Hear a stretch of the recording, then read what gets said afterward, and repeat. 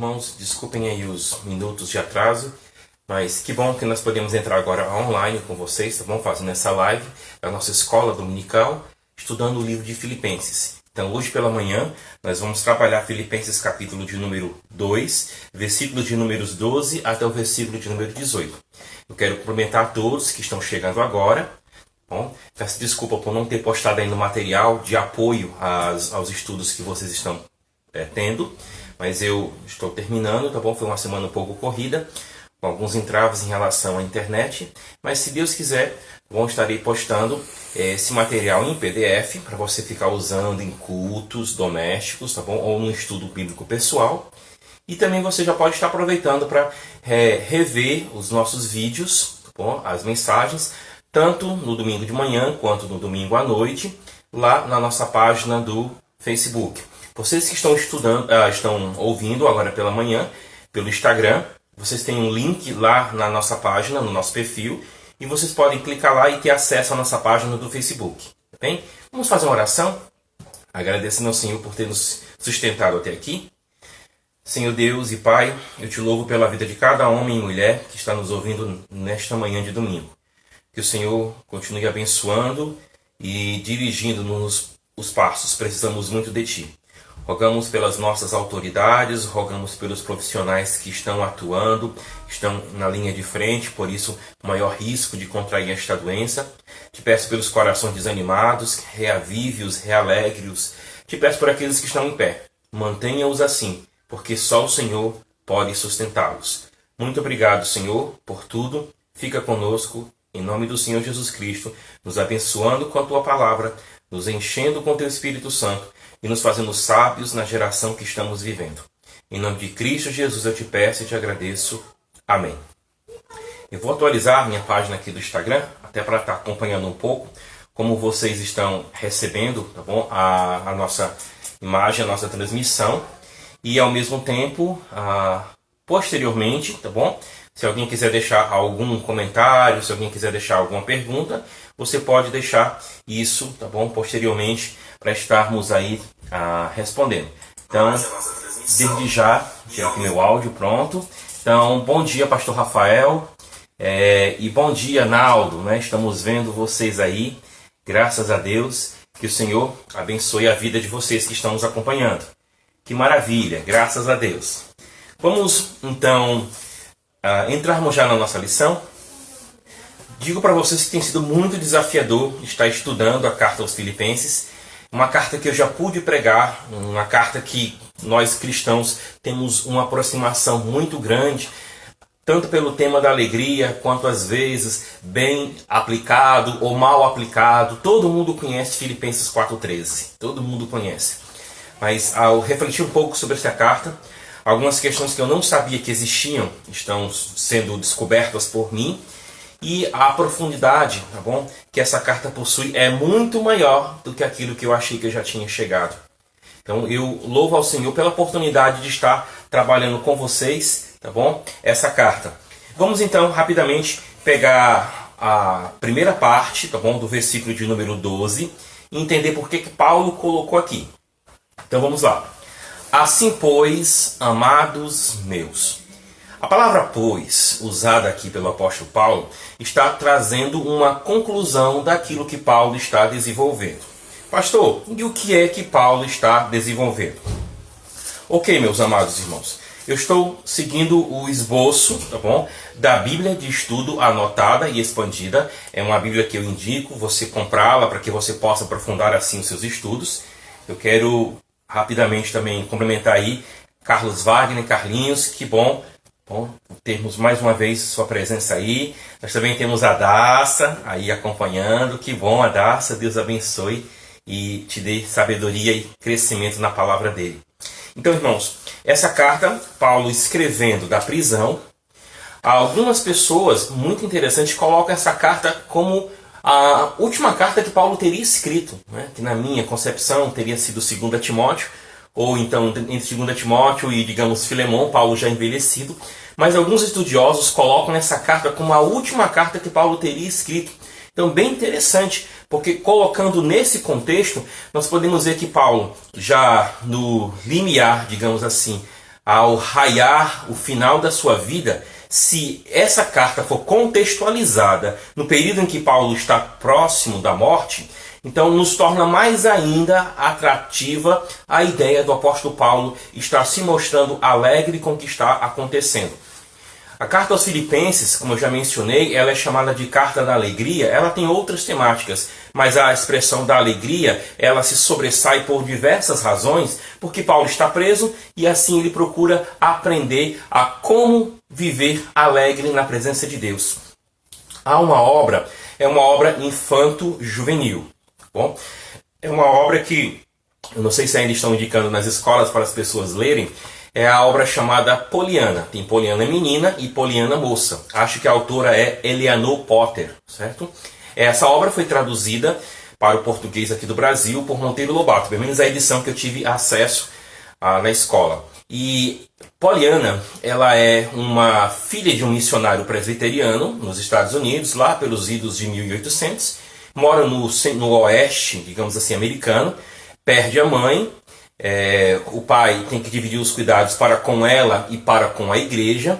E em certo momento, a sociedade feminina, a Sociedade Auxiliadora Feminina, a SAF, de uma determinada região, manda brinquedos, manda víveres, manda mantimentos para o pastor e sua filhinha. A criança queria uma boneca e a SAF providencia uma boneca. Eu sei que no transporte ferroviário daquela época, a boneca se extravia. O que chega nas mãos de Poliana é um par de muletas. O pai, então, inspirado no livro de Jó, mas com muitos reflexos também na carta de Paulo aos Filipenses, cria para aquela menina o jogo do contente.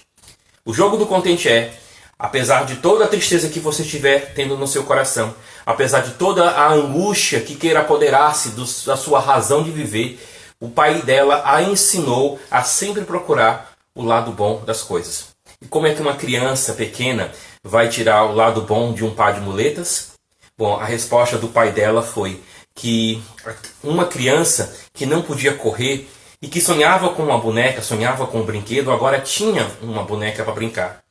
E agora, em relação a Poliana, ela poderia agora olhar para aquelas muletas e verificar que, embora ela estivesse sem a boneca, ela poderia correr, ela poderia saltar, ela poderia brincar. Então, a muleta se via também como lembrete de que ela tem pernas que poderiam brincar, saltar, pernas saudáveis. Então, a outra pessoa foi, pela concepção do pai, abençoada pela boneca, e as muletas que vieram para Poliana a lembraram de um presente muito maior que ela possuía em relação à boneca. Ela possuía as pernas. Então, sempre olhar para as coisas do modo de Deus. É um grande lembrete, é uma forma de transformação, é uma forma de maturidade a que nós somos chamados a experimentar.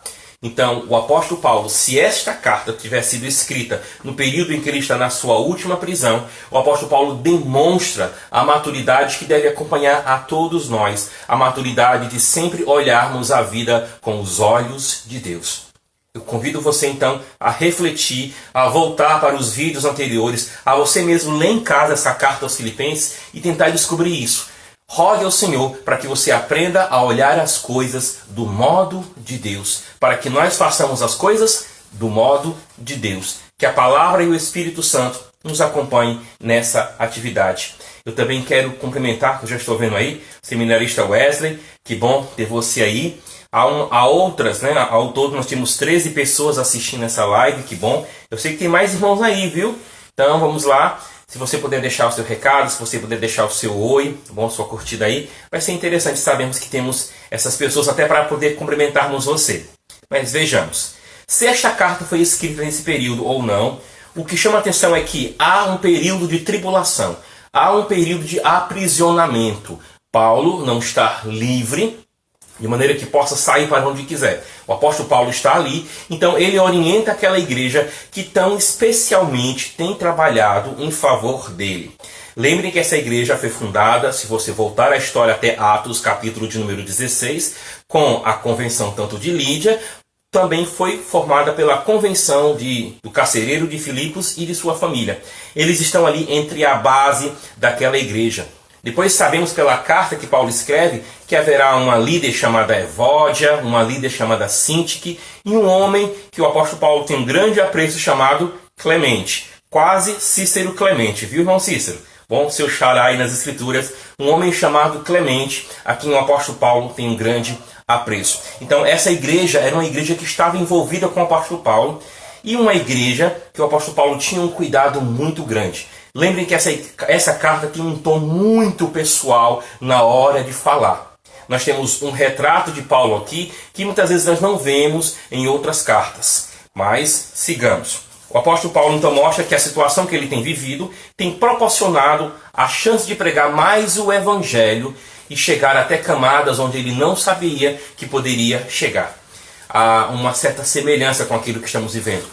Bom, apesar de estarmos confinados, nós estamos tendo certas oportunidades, tanto para com a família, como também para com aqueles que nós não ligávamos, aqueles com que nós não tínhamos nenhum tipo de conversa. Eu mesmo tenho falado bastante como o Senhor tem me desafiado a estar trabalhando mais com as mídias sociais, com as redes sociais, para a glória de Deus. Então, da maneira do apóstolo Paulo, nós somos desafiados a ver como essa oportunidade gera motivos, gera oportunidades, gera ocasiões. A tribulação ou o confinamento que vivemos gera oportunidades para nós vivermos para a glória de Deus de maneira que nós nem sabíamos que era possível. Louvado seja a Deus, bom, por todas as coisas. Eu quero cumprimentar o irmão Samuel e também a irmã Jaqueliane. Irmão Samuel, irmã Nena, dona Toquinha, que grande prazer, tá bom? Podendo falar com vocês aqui pelo Instagram. Continuemos então. O apóstolo Paulo, vendo as dificuldades que aquela igreja estava enfrentando, para poder também aproveitar das oportunidades que eles estavam vivendo, que não eram sempre boas. Lembrem que capítulo 1, versículo 27, o apóstolo Paulo pede que eles vivam para a glória de Deus o mesmo modo, ou até mesmo superior ao modo como eles têm valorizado a cidadania em Filipos. Capítulo 1, versículo 27. Vivei acima de tudo por modo digno do Evangelho de Cristo. Ou seja, comportem-se como cidadãos dos céus. Já que vocês valorizam tanto a cidadania filipense, vivam, bom, mais ainda, regozijando-se da cidadania celestial. Como fazer isso?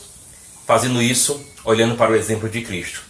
Lembrem que a grandeza do sacrifício de Cristo, ela é melhor compreendida pela encarnação. Então, domingo passado meditamos sobre a Páscoa, sobre o evento histórico da morte e ressurreição do Senhor Jesus Cristo. E Paulo, então, a partir do exemplo de Cristo agora, ele diz: irmãos, olhem para a grandeza do sacrifício de Cristo. Olhem para a humilhação que ele experimentou e a glória que ele alcançou. E em cima disso, Paulo fala no versículo de número 12. Agora, pois, amados meus.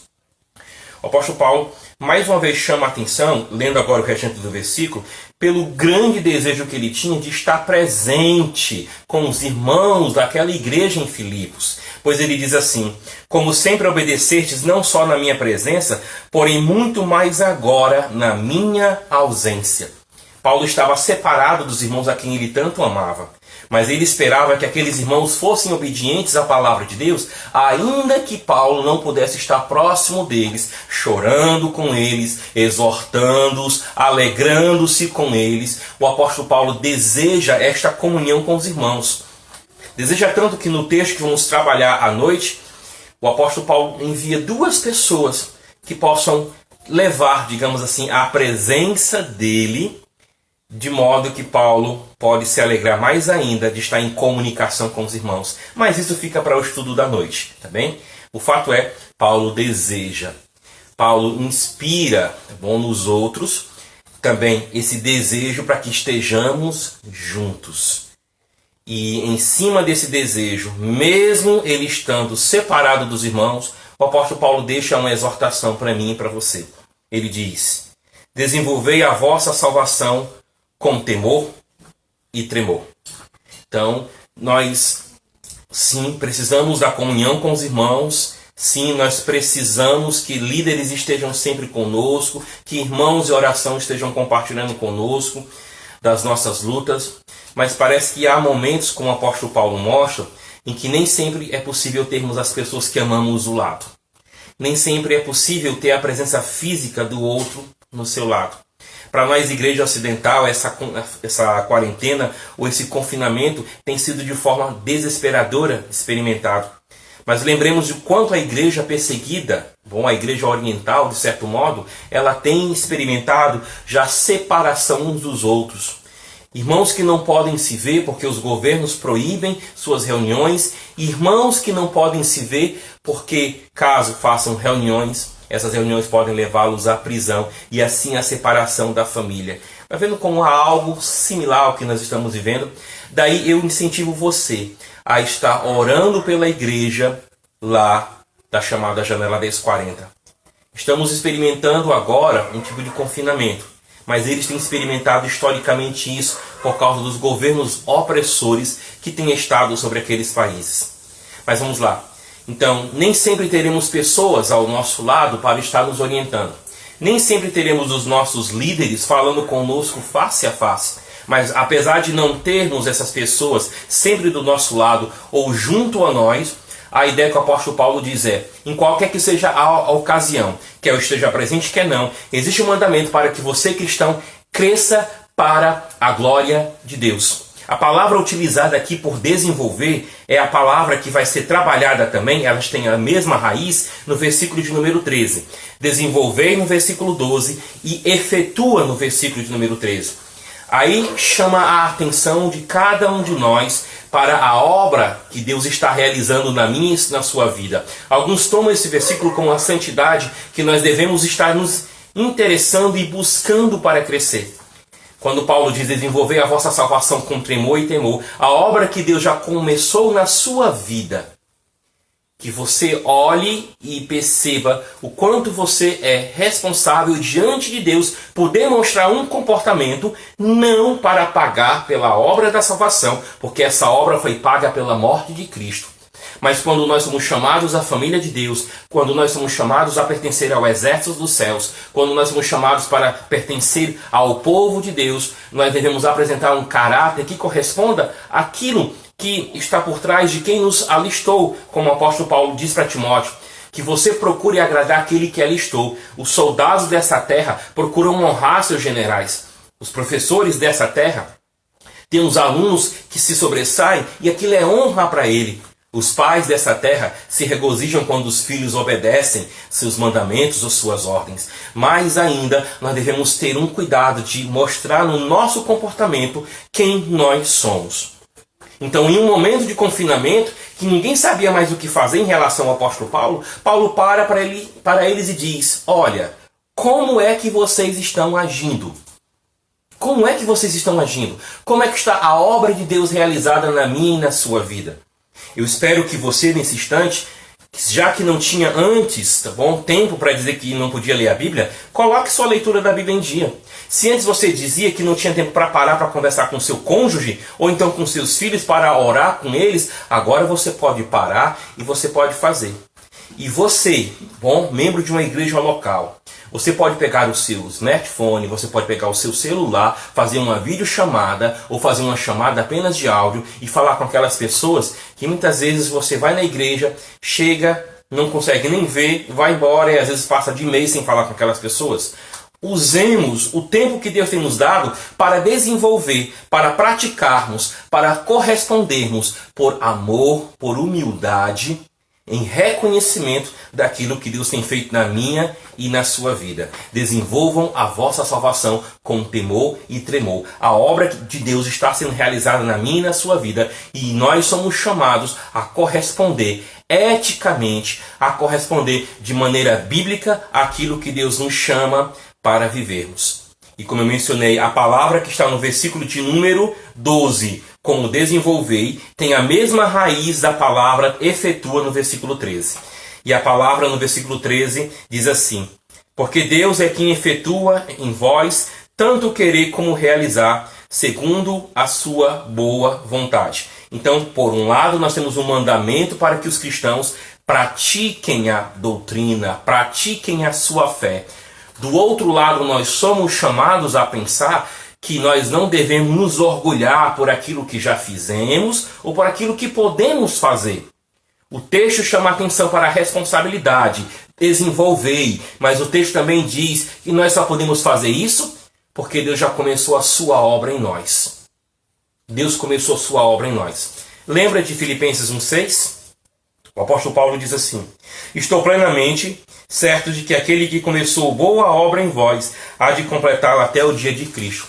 Nós somos chamados hoje como cristãos a desenvolver a nossa salvação com temor e tremor, porque Deus já começou essa boa obra na minha e na sua vida.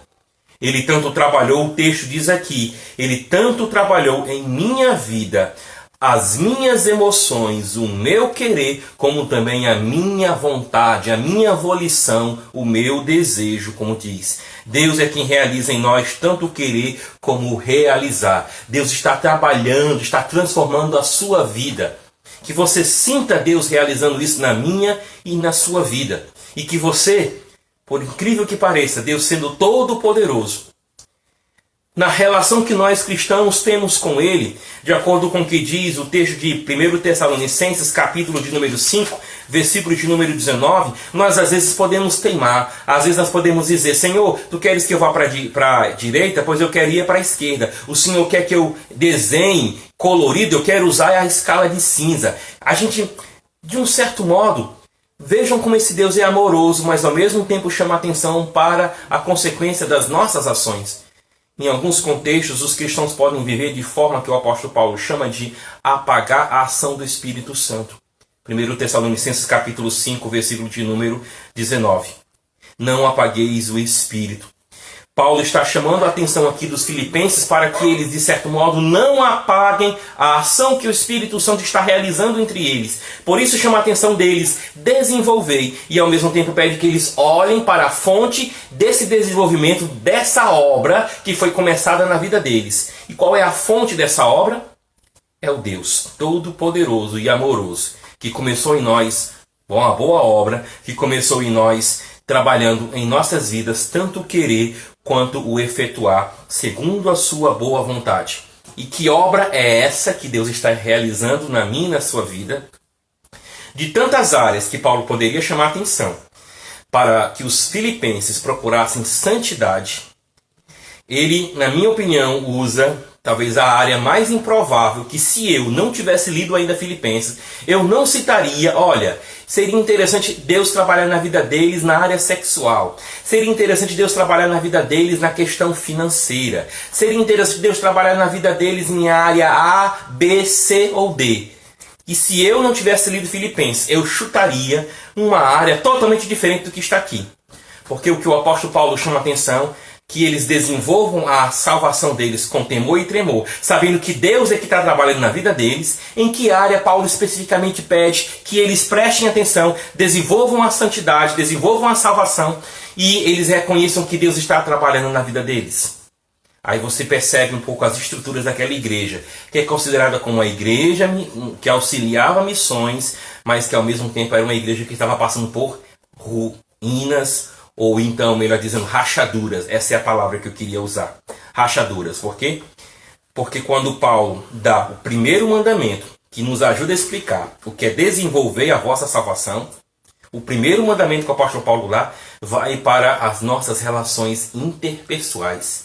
Ele diz: fazei tudo sem murmuração nem contenda. Murmurar. Murmurar é basicamente a descrição que eu posso e você pode encontrar sobre Israel no deserto.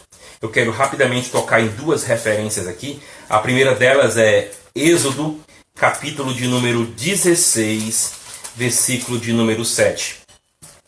Êxodo, capítulo de número 16, versículo de número 7.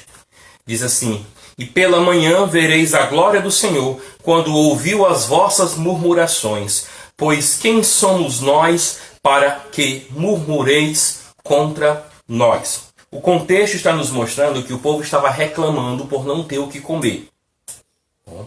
Então eles até dizem que era melhor eles terem sido mortos, pela mão do Senhor na terra do Egito, quando estávamos com as panelas de carne e comíamos pão a fartar.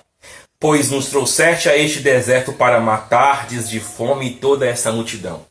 Então, a murmuração ela está sendo classificada como, primeiramente, falta de fé, incredulidade. Não acreditar que o Senhor é poderoso para realizar a obra que Ele se propôs a realizar. Em segundo lugar, além da incredulidade, da falta de fé, a murmuração é descrita como falta de agradecimento. É a pessoa que é mal agradecida. Deus já trouxe o povo para o deserto, tem cuidado do povo ali, mas não conseguem olhar para o que o Senhor tem feito e assim tirar forças para que possam continuar, mesmo que a situação esteja dizendo para não olhar para Deus, mesmo que a situação esteja dizendo que Deus não tem o poder sobre todas as situações. A murmuração é o comportamento que eu e você temos que fugir. Temos que fugir dele. Outro momento em que nós podemos ver a murmuração tão terrível aí, está no livro de Números, capítulo de número 11, versículo de número 1. A murmuração marcou a peregrinação do povo de Israel no deserto. E cuidemos para que a murmuração não marque a minha peregrinação, a nossa peregrinação como crentes individuais, como pessoas, mas também que a murmuração não nos marque a história como igreja do Senhor Jesus Cristo. Então, em Números, capítulo de número 11, versículo de número 1 diz: Queixou-se o povo de sua sorte, aos ouvidos do Senhor. Ouvindo o Senhor, acendeu-se-lhe a ira, e o fogo do Senhor ardeu entre eles e consumiu extremidades do arraial. Você está vendo o que a murmuração é? Então, esse é um dos problemas que você vê Paulo tocando constantemente na carta que ele escreveu aos Filipenses. Se a gente voltar um pouquinho para o capítulo 1, a partir do versículo de número 27, nós sabemos que o apóstolo Paulo pediu que eles estivessem firmes em um só espírito, com uma só alma, lutando juntos pela fé evangélica. A murmuração no meio da igreja não permite que nós estejamos firmes. A murmuração no meio da igreja não permite que nós lutemos juntos pela fé evangélica. Qual seria a murmuração da carta aos Filipenses? Duas possibilidades. Uma, estariam murmurando contra Deus, mas é mais provável que eles estivessem levantando questões uma contra o outro. Um cristão levantando o problema para com outro cristão. É mais provável que seja essa daí, mas em si não anula aquela primeira opção, murmurando também contra Deus. O servo do Senhor, Judas, escreve na sua carta, em Judas, versículo de número 16, que a murmuração ela é uma característica dos falsos profetas. Em Judas, versículo de número 16, nós lemos que os tais são murmuradores, são descontentes, andando segundo as suas paixões, a sua boca vive propalando grandes arrogâncias, são aduladores dos outros por motivos interesseiros. Se lá a ideia de murmuração, e nós temos a mesma raiz aqui, ela estava trabalhando a incredulidade ou a falta de agradecimento com Deus. Olha o que aqui em Judas 16 a murmuração ela é associada. Diz que os tais são murmuradores, são descontentes, andando segundo as suas paixões. É tocado novamente que a murmuração é falta de agradecimento. É dizer que não está contente com aquilo que tem. A palavra é descontente. Mas o texto de Judas também nos chama a atenção de que os murmuradores são aqueles que estão vivendo segundo as suas paixões. Irmãos, eu tenho tocado muito nessa parte em relação aos nossos vídeos. Bom, não estou dizendo aqui que como cidadãos nós não tenhamos direitos civis, como cidadãos nós não tenhamos o direito de dizer que não concordamos com a atitude A, B ou C do governo, de forma alguma. Temos esse direito e devemos exercer a nossa cidadania. Bom, mas vamos lá. Não confunda defesa da cidadania com murmuração. Bom, não confunda. Então vamos aprender pelas Escrituras, mas também vamos ler o que o Senhor nosso Deus nos ensina sobre o respeito que devemos ter para com nossos governos e ao mesmo tempo, quando o cristão ele é autorizado por Deus para desobedecer às autoridades. Bom, historicamente isso aconteceu, no tempo bíblico isso também aconteceu, e é um tema interessante, não é? Para uma live, quem sabe, tá bom? Quem sabe aí mais adiante. Mas todos vocês que são de Sião, vocês devem lembrar que o nosso pastor, o pastor Rafael, nos deu uma palestra maravilhosa em cima do livro de Franklin Ferreira, A Idolatria do Estado. É uma obra, bom, que nós indicamos para a leitura. E temos homens e mulheres sábios que podem nos ajudar nessa live, tanto em Sião como em outras igrejas locais. Mas é algo a nós estarmos pensando. Fecha aí o parêntese, vamos voltar para cá. Murmuração, incredulidade, falta de agradecimento, descontentamento, pessoa guiada pelas suas próprias paixões. Então, pessoas estavam atrapalhando lá a unidade da igreja. E qual é o resultado disso? Irmãos, o resultado dos nossos pecados nunca atinge apenas a nós mesmos. Nós vivemos em sociedade. O mal que o meu pecado traz sobre mim também vai cair ao redor das pessoas que estão comigo. O texto então diz que eles deveriam fazer tudo sem murmuração nem contenda. Aí temos o objetivo. Para que vos torneis irrepreensíveis, sinceros, inculpáveis, que resplandeceis como luzeiros no mundo. Então, olha só. Essa é uma característica nossa, que as pessoas não nos vejam murmurando, que sejamos firmes em nossas posições, que tenhamos resposta, bom, mas que não sejamos murmuradores. Somos desafiados a saber diferenciar uma questão da outra.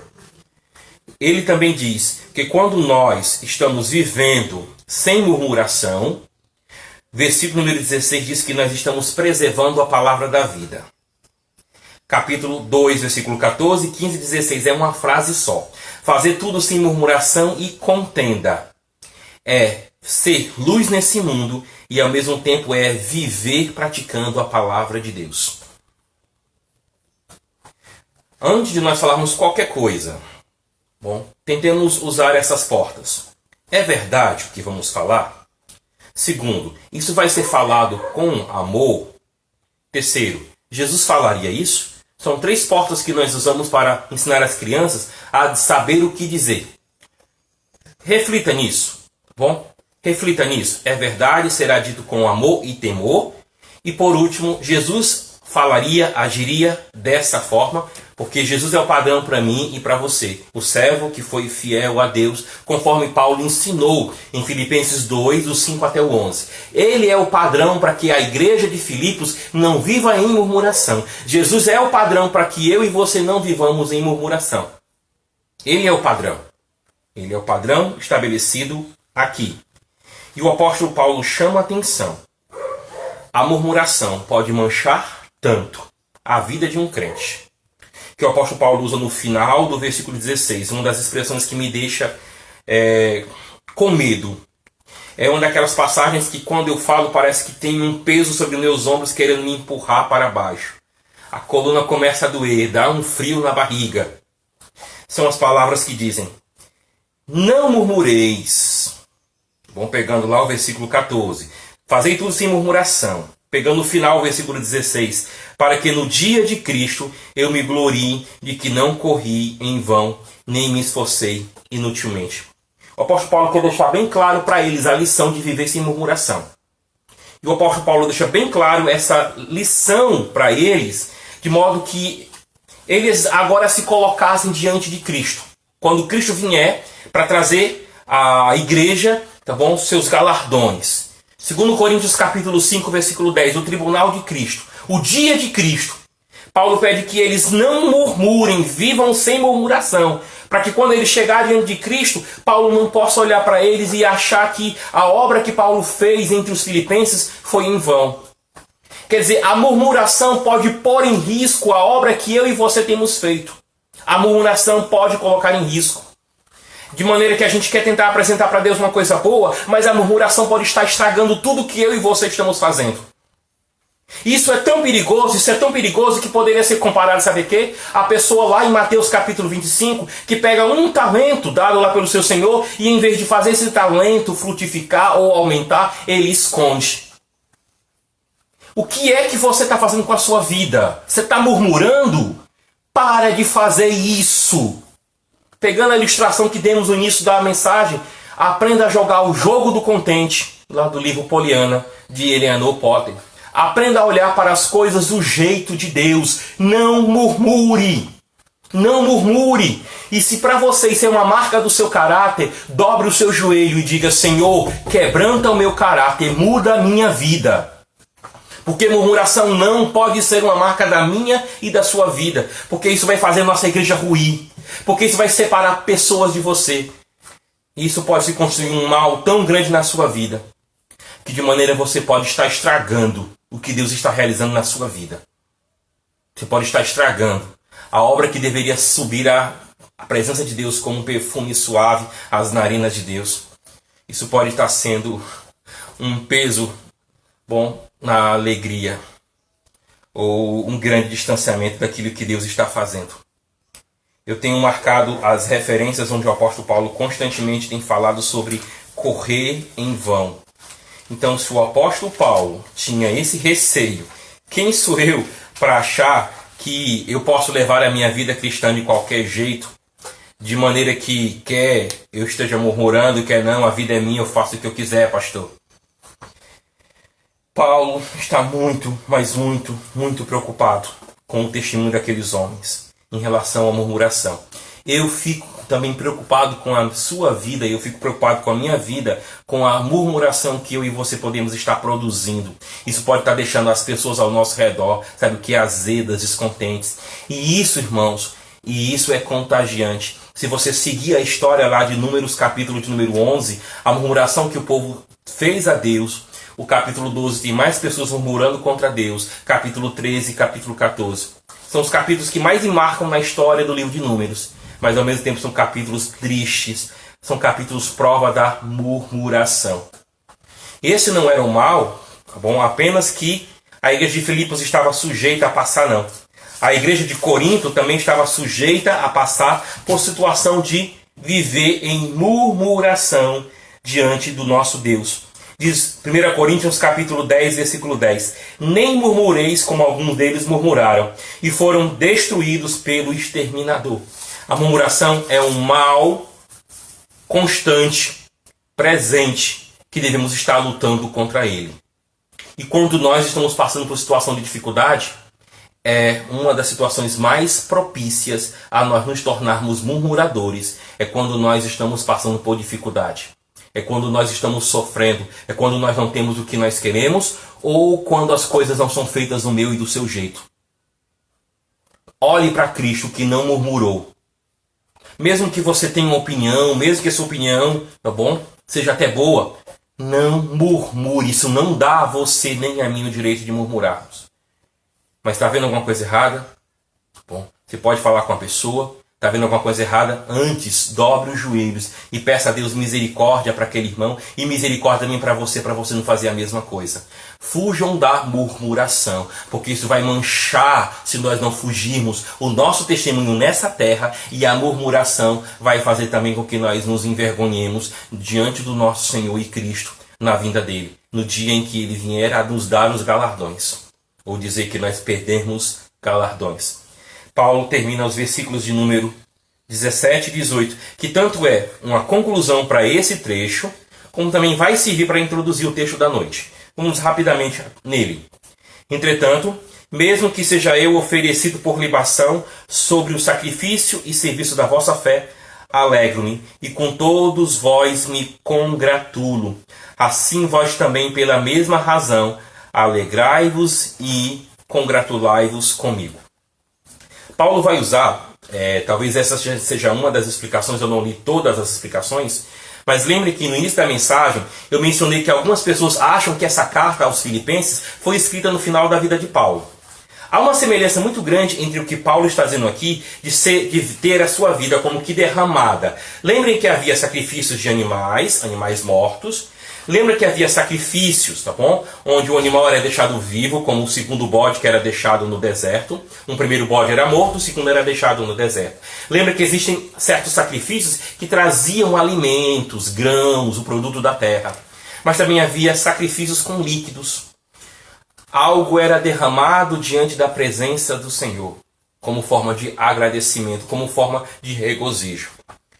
O rei Davi, quando quis beber das águas da fonte de Belém, e na entrada de Belém estava o exército filisteu, Alguns dos seus melhores soldados entraram, passaram pelo arraial dos filisteus, pegaram a água da fonte de Belém, que Davi tanto queria beber, e trouxeram.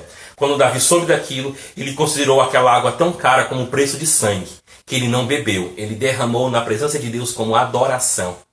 Então, libação ou sacrifício de líquido, Paulo usa aqui, e Paulo também usa em 1 Timóteo capítulo 4, melhor dizendo, 2 Timóteo capítulo 4, versículo de número 6. O texto diz assim lá para nós, 2 Timóteo 4, 6. O texto diz: quanto a mim, estou sendo já oferecido por libação, e o tempo da minha partida é chegado. Então é uma maneira poética de dizer que a sua vida está acabando, porque o frasco, o vidro ou recipiente que contém o líquido que você está derramando diante da presença de Deus está acabando. A mesma linguagem usada em Filipenses é a linguagem usada em 2 Timóteo. Então Paulo vê a possibilidade da morte na sua frente. Meu irmão, e você está sofrendo, a igreja de Filipos estava sofrendo. E por causa do sofrimento que não envolvia a morte, era desentendimento entre os irmãos. Era porque você não tinha isso ou não tinha aquilo. Bom, se você fosse um membro daquela igreja de Filipos. Aí de repente você começa a reclamar da vida, murmurar. O apóstolo Paulo está correndo risco de morte. E o que é que ele pede? Esse homem, ele olha para a gente e deveria balançar a cabeça dizendo: por que vocês estão brigando? Eu estou no corredor da morte, se fosse uma linguagem moderna. Isso nos assombra, isso é um tapa no meu e no seu rosto. Porque ele diz que nós devemos olhar para essa vida, irmão, se nós tivermos realmente o valor certo para cada coisa nessa vida, a gente vai viver da maneira que agrada a Deus. E a maneira que agrada a Deus exclui a murmuração da minha e da sua vida. O apóstolo Paulo era a pessoa que, dentro dessa história contada em Filipenses, deveria mais estar murmurando. Isso por motivos humanos pecaminosos, a gente poderia dizer assim. Mas é a pessoa que você não vê reclamando. Ele diz que ele se congratula, que ele se alegra, e ele pede que os outros se alegrem com ele, pelo que Deus está fazendo na vida dele. Já imaginou isso? Pois é. Então, cristão, olha a cruz, bom, e olha como isso deve influenciar o meu e o seu relacionamento com as pessoas. Seguir o exemplo de Cristo significa olhar para a cruz e saber que o que foi realizado na cruz muda a minha vida de uma maneira que eu glorifico a Deus não é apenas quando eu estou nas quatro paredes daquele prédio que nós chamamos de igreja. O Senhor está nos chamando para viver um cristianismo de um certo modo diferente daquilo que nós estávamos acostumados a achar. Se você pensava que a sua vida religiosa ou espiritual se reservava às quatro paredes, Deus está te mostrando que a tua vida é muito maior do que aquilo. A tua vida devocional, a tua vida com Ele. A tua vida devocional estende-se para além daquelas quatro paredes, no domingo de manhã, no domingo à noite, na quarta-feira ou em qualquer outra reunião que uma sociedade se propõe a fazer. Deus está chamando você e a mim para vermos como a nossa vida com Ele é maior do que esse tempozinho que a gente dá nesses dias específicos. E é tão grande de maneira que nós estamos glorificando a Deus ou não, na maneira como nós estamos reagindo, com murmuração ou sem murmuração. Que a palavra do Senhor, que nos desafia constantemente a viver da maneira que agrada a Ele, continue impactando a minha e a sua vida. Então, irmãos, queremos agradecer a todos os irmãos que estão aí nos assistindo, tá bom? Nós temos 24 pessoas aí. Eu quero cumprimentar rapidamente, tá bom? As pessoas que eu estou vendo aqui. Então, o irmão Regilângelo, cuidado do irmão Luciano, irmão da irmã Rejane, um grande prazer estar vendo o senhor aí, tá bom? Irmão Mazé Lima, irmão Mazé, Deus abençoe. Irmã Janiele também.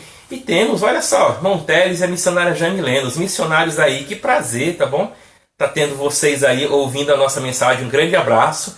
Que o Senhor abençoe a vida de vocês, tá bom? O ministério que vocês têm para a glória de Deus realizado em todo o Brasil. Grande abraço para vocês. Então, amados irmãos, eu convido vocês a mais tarde. Nós estamos às 18h30 louvando a Deus. Uma equipe do louvor estará aqui conosco para glorificar o nome do Senhor, e nós continuaremos expondo a palavra do nosso Deus na carta aos Filipenses. Lembra, uma carta de um preso, uma carta de alguém confinado para pessoas que estão presas ou confinadas em casa. Nada se encaixa tão bem, né? quanto isso que estamos vendo. Um grande abraço também, irmão Norberto, irmão Lucinha, Samuel, Daniel. Que o Senhor abençoe a vida de cada um dos seus servos. E só repetindo, as mensagens gravadas aqui, tá bom? A nossa equipe de multimídia está aí disponibilizando posteriormente lá no nosso Facebook.